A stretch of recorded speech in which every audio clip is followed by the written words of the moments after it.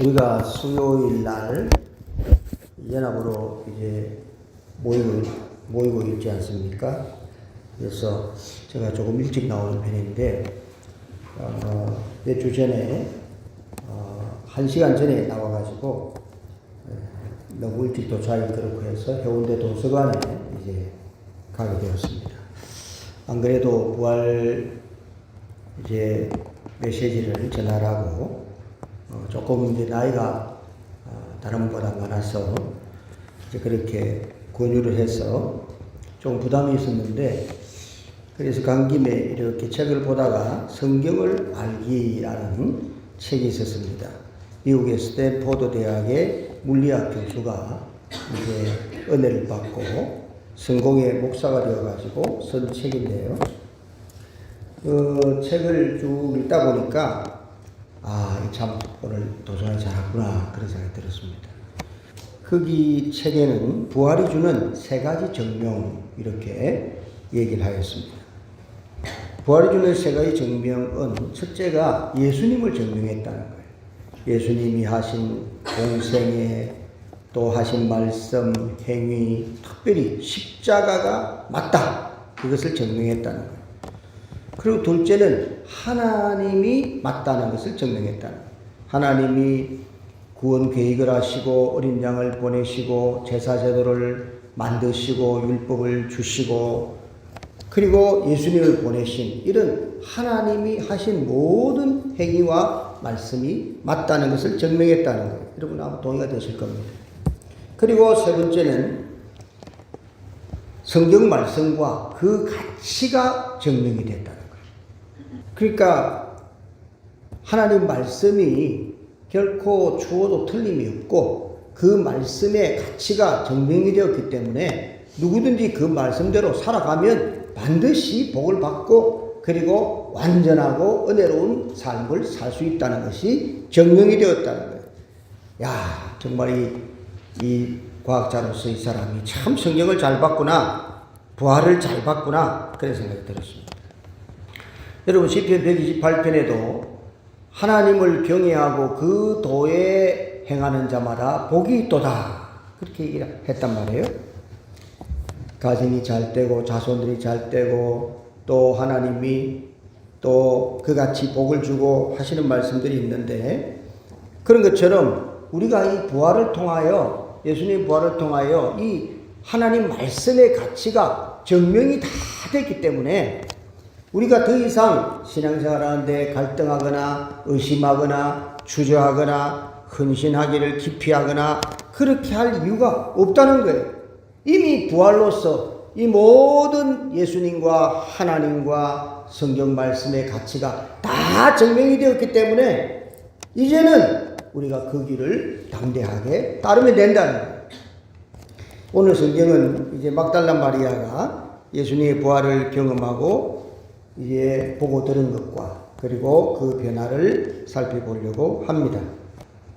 20장 앞부분부터 조금 이야기를 잠깐 요약해서 살펴보면은 안식 후 첫날에 이제 막달라 마리아가 예수님의 그 묻어 놓았던 돌 앞에 가서 어떻게 하든 이 장례에 대해서 예의를 좀 취해 보려고 갔는데 돌이 굴러 떨어져 있고 시체가 안 보이는 거예요.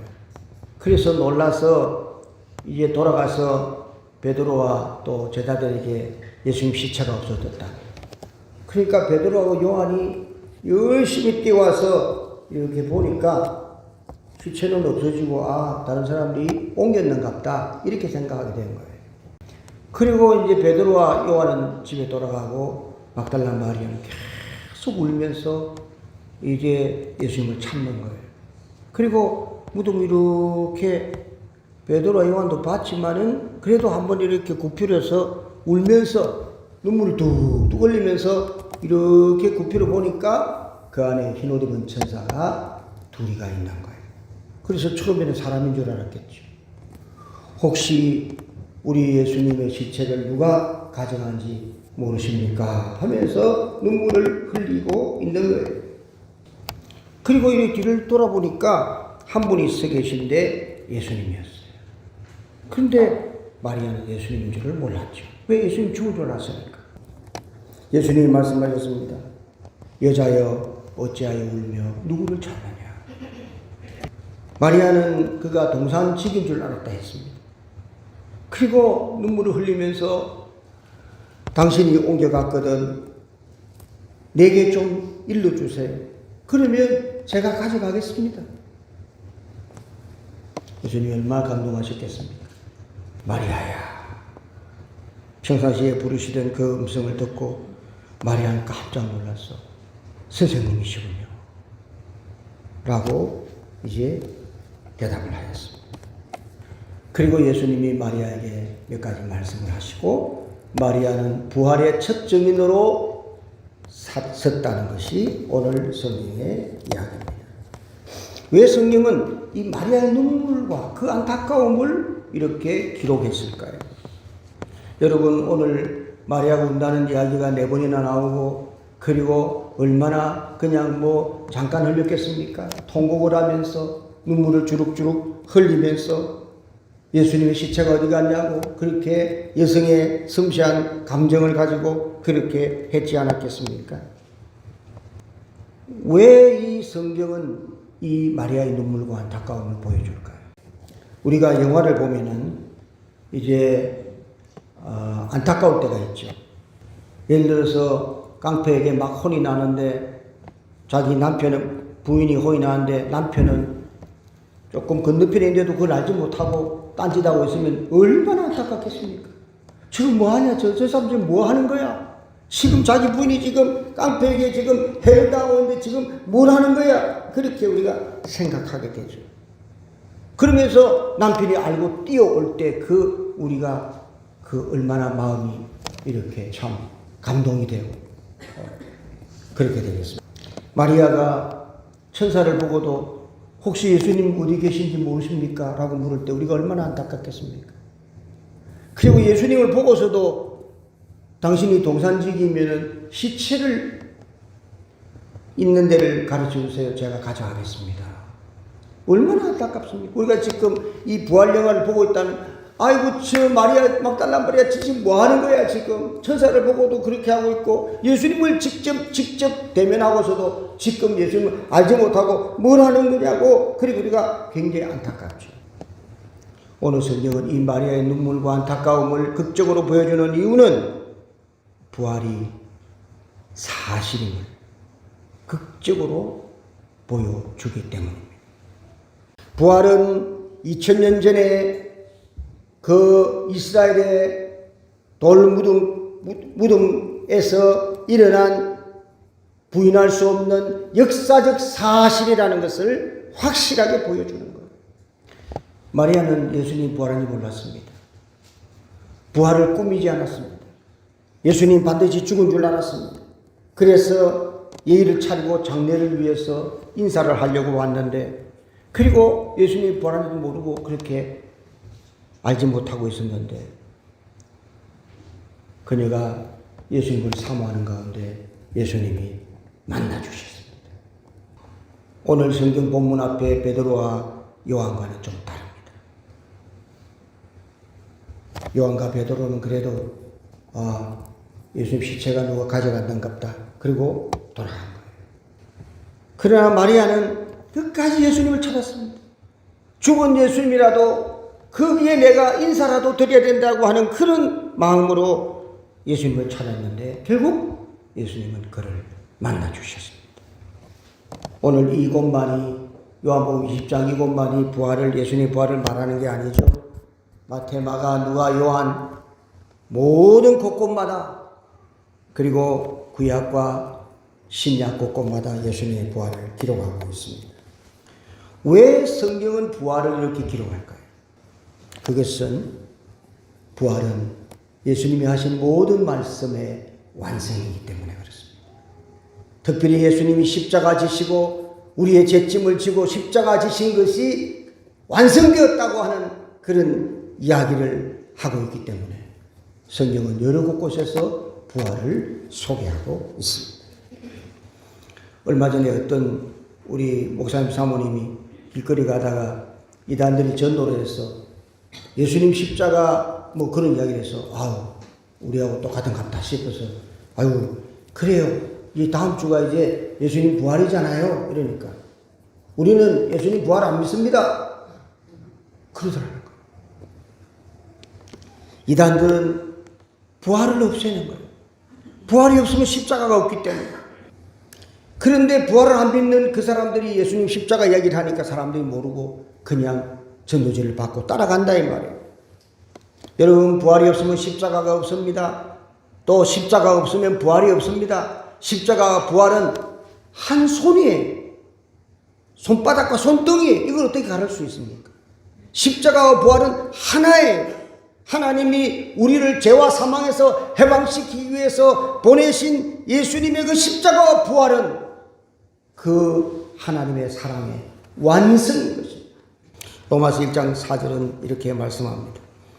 예수님은 죽은 자 가운데서 부활하여 능력으로 하나님의 아들로 인정되었으니 증명되었으니 이는 우리 주 예수 그리스도시니라. 할렐루야. 이 세상 역사 속에서 누가 부활했습니까? 이 세상 역사 속에서 부활한 사람은 아무도 없는 겁니다. 성경에 나사로가 잠깐 살아났지만 그것을 부활이라고 하지 않고 회생이라고 하죠. 잠깐 살아난 거. 오늘날 회생하는 사람들은 여러 가지 있어요. 충격을 받아가지고 자극을 받아서 잠깐 살아가는 사람이 있습니다만은 다시 죽지 않습니까? 오늘 이 땅에 위대한 왕들이 자기가 부활하겠다고 피라미드를 만들어서 그렇게 무덤을 화려하게 장식하고 모슬렘은 황금 지붕을 베들레헴 예루살렘에 황금 지붕을 만들어서 그 무덤을 장식하고 있지 않습니까? 종교는 그냥 무덤을 지장할 뿐입니다.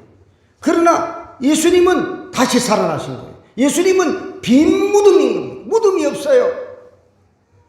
인간적으로 보면 왜 무덤이 없지? 아유, 저 사람들은 황금 돔을 만들어서 황금으로 무덤을 만들고 있는데 예수님은 뭐하여 무덤이 없어. 그러나 무덤이 없다는 것은 살아나셨다는 것이죠. 우리의 죄와 사망에서부터 우리를 깨뜨리시려고 그 무덤에서부터 무덤을 깨치고 일어나신 것입니다. 여러분 구약에도 부활의 비유들이 나옵니다. 그 중에 중요한 곳 하나가 이스라엘은 이제 성막 제도가 있죠. 그래서 이스라엘 절기 중에 제일 유명한 중요한 절기가 대속절입니다. 그렇죠? 그래서 짐승을 잡아가지고 백성들의 죄를 다 전가시킵니다. 옮깁니다. 내 죄를 다 가져가라, 내 죄를 다 가져가라. 제물로 이제 태우죠. 그리고 대제사장이 이제 거룩하게 준비해서 이제 그 1년에 한 번 백성들의 죄를 속죄받는 그 일을 이루려고 그 연락을 하나님께 받으려고 지성소에 들어갑니다. 그런데 어떤 때는 지성소에 들어간 제사장이 죽고 나와요. 왜냐하면 하나님의 임재가 너무 두려우니까. 또는 갑작스러운 소리가 나서 심장마비에 걸려서 덜덜 떨다가 들어가다가 심장마비에 걸려서 죽어 나옵니다. 그래서 제사장 옷에다가 방울을 달아가지고 줄을 당겨가지고 딸랑딸랑 하다 놓으면 딸랑딸랑 하면 자기가 땡기면 살아있는 거고 아무 소식이 없으면 죽은 겁니다. 죽으면 그 재물에다가 죄를 다 전가한 게 아무 소용없어요. 다시 해요. 백성들은 긴장하면서 기다리는 거예요. 대제사장이 살아나야 되는데 시간이 걸립니다. 그런데 대제사장이 살아서 나옵니다. 그때 백성들은 환호를 막 지르는 거예요. 대제사장이 살아나왔구나. 우리의 죄가 용서되었구나. 이것은 부활을 미리 보여주는 것입니다. 예수님은 무덤을 깨치시고 부활하셨기 때문에 우리의 죄와 사망은 이제 완전히 깨뜨려진 줄을 믿으시기를 바랍니다. 오늘 성경 17절은 이 부분을 얘기를 하고 있습니다. 예수님이 마리아에게 이렇게 말씀하셨죠. 우리가 17절 말씀 같이 읽어보겠습니다. 시작. 예수께서 이르시되 나를 붙들지 말라. 내가 아직 아버지께로 올라가지 아니하였노라. 너는 내 형제들에게 가서 가로되 내가 내 아버지 곧 너희 아버지 내 하나님 곧 너희 하나님께로 올라간다 하라 하시니 이 나를 붙들지 말라. 내가 아직 아버지께로 올라가지 못했다는 것은 성천하지 않았다는 것이죠. 성천을 하셔야 성령을 기름 부음 받고 백성들을 향하여 성령을 보내줄 수 있기 때문에 아직 나를 붙들지 말라고 하였습니다. 그런데 제자들에 대한 호칭이 바뀌었어요. 너는 내 형제들에게 가서 이렇게 표현한 것입니다. 내가 내 아버지고 너희 아버지, 내 하나님고 너희 하나님께로 올라간다 하라. 이렇게 말씀하십니다. 부활이 준 변화인 것입니다. 여러분, 우리가 죄가 있으면 하나님께 가지 못합니다. 그러나 부활로 완성이 되었기 때문에 이제 예수님 믿는 사람들의 죄는 속죄된 것이죠. 없어진 거예요. 말려하는 자가 그렇게 희귀할 수 없을 만큼 깨끗해져 버린 것입니다. 그렇기 때문에 예수님이 제자들을 형제라고 부르는 거예요. 본래 우리는 아담의 불순종으로 이제 하나님과의 관계를 다 잃어버렸습니다. 그래서 하나님이 두려워서 살고 있습니다. 오늘날 많은 사람들은 두려움과 불안이 있는 이유가 이 인류의 마음속에 존재하는 것입니다. 그러나 예수님이 십자가 지시고 부활로 완성을 하셨기 때문에 이제는 다시 예수님 믿는 사람은 하나님을 내 아버지로, 하나님을 내 하나님으로, 예수님을 나의 형님으로 모시는 엄청난 가까운 가족이 되게 된 것입니다. 그래서 갈라디아서 4장은 너희가 하나님을 아버지라 부르신다니라. 이 아바는 아람어지만 한국말로 하면 아빠라는 말이에요. 가족 간의 친근한 3살짜리가 아버지를 부를 때 부르는 용어예요. 아빠. 그래서 어떤 분들, 믿음 좋은 분들은 보니까 되게 힘들 때는 아빠고 막 기도하더라고요. 그만큼 우리가 가깝다는 거예요. 부활이 엄청난 역사를 이루었다는 것입니다. 그러므로 우리가 이 가족 관계를 누려야 합니다. 부활을 믿고서도 하나님이 두렵거나 하나님을 멀리하거나 교회 생활을 적당하게 하거나 그렇게 주저하거나 그렇게 하지 않고 이제 이 부활이 완성되었기 때문에 하나님을 내 아버지, 내 하나님, 내 형님, 여자들은 예수님을 내 오빠라고 부르면서 그렇게 가족관계를 친밀히 누리시기를 주님의 이름으로 축원합니다. 로마서 8장 37절 39절은 바울의 고백이 엄청난 고백이 있습니다. 그러나 이 모든 일에 내가 확신하노니 사망이나 생명이나 천사들이나 권세자들이나 현재이나 장렬이나 기쁨이나 높음이나 다른 아무 피조물이라도 우리를 우리 주 예수 그리스도 안에 있는 하나님의 사랑에서 끊을 자가 없느니라. 이렇게 고백한 것입니다. 예전에 우리나라 사령관 지낸 분인데 예수님 믿는 좋은 분인데 이분이 이렇게 고백한 것을 들었습니다. 이백 저백 다 소용이 없습니다. 제가 장군 생활하고 소령 대령 장군 사령관 될 때까지 이백 저백이 다 소용이 없고 오직 예수님이 최고입니다. 그렇게 얘기합니다. 결국 막달라 마리아는 부활의 첫 증인이 된 얼마나 영광입니까? 7 귀신 들렸던 자가 인생이 완전히 황폐화되었고 정신 이상자가 되었던 이 사람이 예수님이 그 귀신을 뽑아주고 그리고 성도로 만들었는데 이 막달라 마리아 그 은혜가 너무 감사해서 인사라도 드려야 되겠다고 그렇게 제자들보다 더 깊이 예수님을 찾다가 부활의 첫 번째로 예수님을 만나고 그리고 부활의 첫 증인으로 그가 서게 된 것입니다. 얼마나 위대한 일입니까, 여러분? 우리가 혹시 부족한 거 있습니까? 주님의 증인이 되면 위대한 인생을 사는 겁니다. 오늘 18절에 보니까 막달라 마리아가 가서 제자들에게 내가 주를 보았다. 그리고 주께서 나에게 이렇게 말씀하셨다라고 증거를 한 것입니다. 당신들을 형제라고 부르더라. 결국 20세기 신학자 협의회가 이 막달라 마리아의 이 부활의 첫 정인을 인정해서 옛날에는 여자를 지도자로 세우기 힘들었기 때문에 20세기 신학자 협의회가 막달라 마리아를 사도로 부활의 첫 정인이기 때문에 사도로 이제 발표를 했습니다. 비록 시간이 늦은 감은 있지만은 굉장한 명예이죠. 여러분이 막달라 마리아의 이 마지막 모습은 오늘 부활을 믿는 우리가 어떻게 살아야 하는가를 보여주는 것입니다. 우리가 예수님을 부활을 믿고 어떻게 살아야 될까요? 이번에 제가 남구에 가면은 대연동 거기 유엔묘지가 있습니다. 유엔공원을 참배하러 몇 번씩 갔는데 시간이 안 맞았어. 이번에 어떻게 시간이 맞아서 가게 되었습니다. 비가 부슬부슬 내리는데 우산을 쓰고 이렇게 갔습니다. 거기에는 수천 명의 6.25 전쟁 때 희생한 유엔군들이 이렇게 묻혀 있었습니다. 저는 그 무덤 하나하나를 다 가면서 그 나라들의 이름을 부르면서 눈물을 삼켰습니다. 터키와 프랑스, 그리고 캐나다, 에티오피아와 콜롬비아와 얼마나 감동이 되는지 눈물을 삼키면서 그들 나라를 부르면서 기도하였습니다. 그런 와중에 보니까 그 유엔공원 안에 수로가 하나 있었는데 그 수로 이름이 도은트 수로였어요. 뭐 때문에 그랬는가 이렇게 보니까 이 사람은 도은트는 호주 병사인데 17살의 나이로 지금 우리로 하면은 지금 고등학교 1학년 나이로 유엔군으로 이 땅에 와서 호주 병사로 와서 전쟁에서 장렬하게 전사한 것입니다. 유엔군의 가장 나이가 작은 17살의 나이로 이 땅에 와서 자기의 목숨을 제물로 바쳤던, 이 나라의 자유를 위해서 제물로 바쳤던 그 호주 병사 도운트를 기념해서 그 유엔공원 한복판에 도운트 수로라고 그렇게 새겨져 있었습니다. 한 콜롬비아 사령관은 이렇게 말했습니다. 우리는 인류의 평화를 위해서 죽어도 좋다. 그곳이 어디든지 말이다.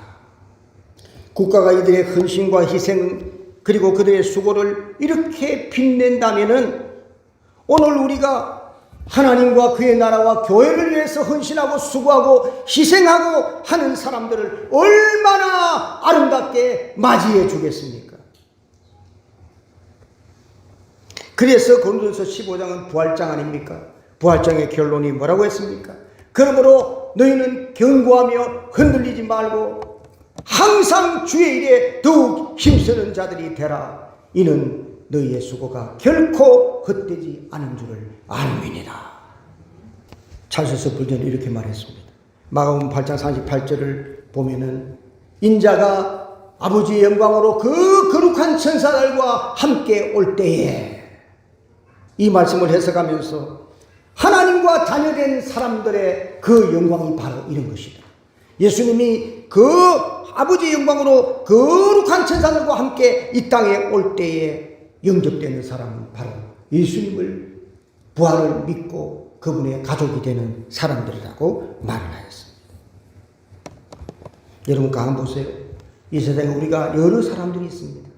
빈자나 부자나 권세자나 뭐 여러 가지 다양한 사람들이, 흑인, 백인, 황인 여러 가지 사람들이 있죠. 그러나 오늘 이 말씀에 근거해서 이 세상에 두 종류의 사람만 있을 뿐입니다. 한 사람은 누구입니까? 예수님이 이제 아버지의 영광으로 거룩한 천사들과 함께 올 때에 칭찬하는 사람이 있고, 그 예수님이 거룩한 천사들과 아버지의 영광으로 이 땅에 올 때에 부끄러워하는 사람들이 있을 뿐입니다. 우리는 어떤 사람이 되어야 될 것입니까? 예수님이 그 영광으로 오시는데 부끄러워 얼굴을 가리며 몸둘 바를 몰라 하는 사람이 될 것입니까? 아니면 이 땅에 있는 동안 하나님의 영광과 그의 나라와 교회를 위해서 헌신하고 수고하고 힘써서, 부족하지만 힘써서 살아가다가 주님 오실 때에 주님이 영접하고 칭찬하는 사람이 될 것입니까? 오늘 부활은 우리에게 헌신하고 살기를 도전하는 것입니다. 제가 초기에 말씀드렸죠. 부활은 정령이 끝난 것입니다. 예수님의 하신 모든 행위가 완성이 됐다, 끝났다, 의심할 필요 없다. 하나님이 하신 모든 말씀이 이제 정명이 되어버렸다. 그리고 말씀대로 사는, 그 가치대로 사는 그것이 다 정명이 되었다. 끝난 거예요. 더 이상 주제하고 다른 사람 보고 할 것 없어요. 하나님, 제가 이제 예수님의 부활을 믿는 하나님의 자녀로서, 가족으로서, 형님 되신 예수님을 따라서 교회와 주의 나라를 위하여 헌신하면서 살아가고 있습니다. 이제 어떻게 살아갈 것인가는 여러분의 몫입니다. 다 같이 기도하겠습니다. 하나님, 예수님 부활을 믿고 주여 저희들이 어떻게 살아야 되겠습니까?